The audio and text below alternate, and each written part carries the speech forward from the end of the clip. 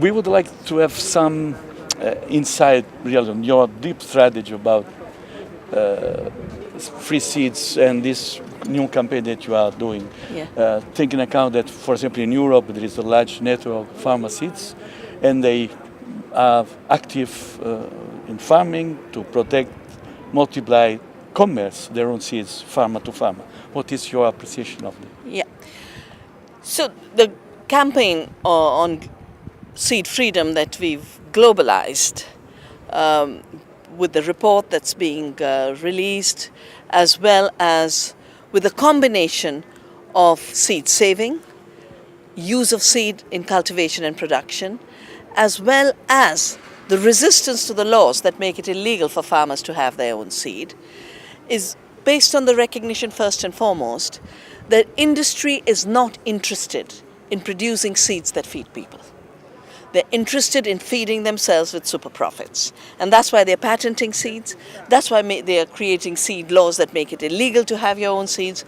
That's why they create criteria, very false criteria for registration, based on uniformity, based on mechanical stability rather than ecological evolution. So our seed campaign is basically saying we need the diversity of seed in order to have food security, because diversity is the only way to produce more food. It's the only way to produce more food in a resilient way in times of climate change. Secondly, seed is not an invention. The very idea of intellectual property rights on seed is totally wrong. Seed is a common resource. It is a common resource that has evolved over millennia and needs to be kept safe for the future. And we need to create all kinds of strategies to keep seeds in the commons. And for us, that is seed freedom and seed sovereignty. Because seed is the first link in the food chain, food sovereignty rests on seed sovereignty. And again, because most people don't realize what's happened to seed. Most people don't realize that 75% seed is now owned and controlled by 5 companies. Most people don't realize that the only reason genetic engineering was done was in order to take a patent. Most people don't realize there are laws criminalizing seed diversity and seed saving. That's why the campaign is designed in such a way that includes everyone, young children, schools, eaters, because if you don't have the seed, where will you have the food?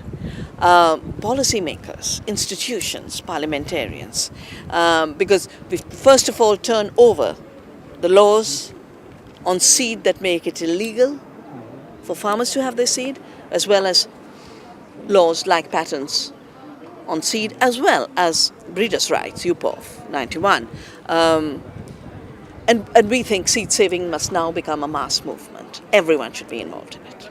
And what do you think about the central role of the farmer control by cultivating, by creating on the field, in the farm, new varieties? Because this is our fight here in Europe.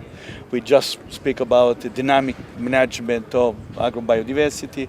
We want to create a parallel alternative lines of control by farmers and by their own knowledge, and rebuild this knowledge, because as you know, in Western country this is most lost.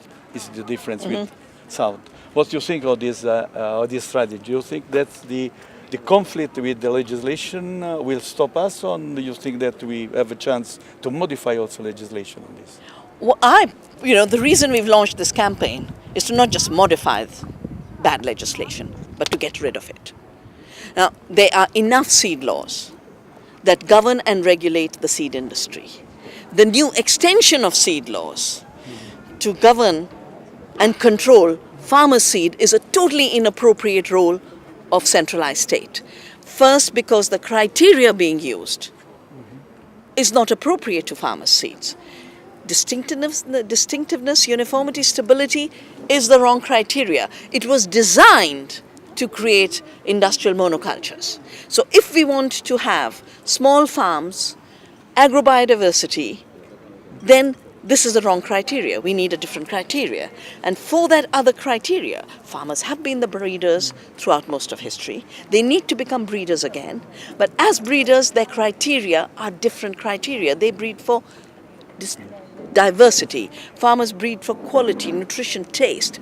Farmers breed for not for stability as a false idea of mechanical reproduction, but for adaptation and resilience. Now, none of these vital criteria that are necessary for food security in our times are even in the basis of the registration. Yes, so what we've done in India is to basically say the state has no role in controlling farmer seed.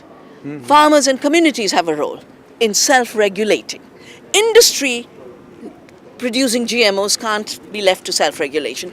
They must be governed by the state. Now, this cycle here can't have the same rules for registration as an automobile. It would be ridiculous. First, because it doesn't pollute, so you can't have the same pollution standards. It's ridiculous. Secondly, it doesn't run over people and kill them. So there are many, many reasons why the way a bicycle as transport is handled is not governed by the same rules as an automobile. Industrial seed standards can't be applied to farmer seeds.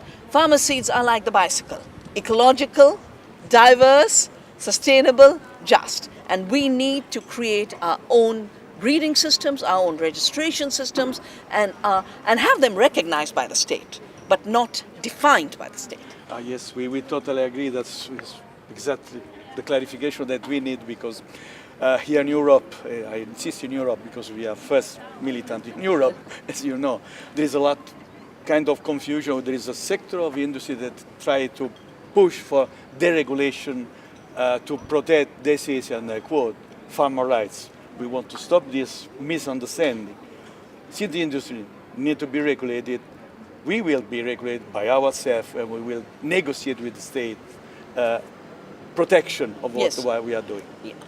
I mean, anything that causes harm and is global and national needs to be regulated at the level of global systems. That's why we are having the Convention on Biological Diversity meetings right now. That's why we have a biosafety protocol. And that regulation is vital. But self-organized systems are self-regulated. And the seed is a self-organized system. Farmers' seeds, open-pollinated seeds, native varieties are totally different entities from GMOs. They have to have a different level of regulation, different criteria and principles of regulation. And for us, seed freedom is the ability of the seed to reproduce itself, renew itself, and not be patented. It's to be free of patents. The seed freedom is the right of the farmer to save seed, exchange seed, improve seed, sell seed. Not GMO seed, but their own native seeds. And seed freedom, for us, is freedom from brutal laws and monopolies that are taking away our freedom to have alternatives, both in terms of diversity in our farms and pluralism in the way different kinds of seeds are regulated. Thank you for clarity. Thank you.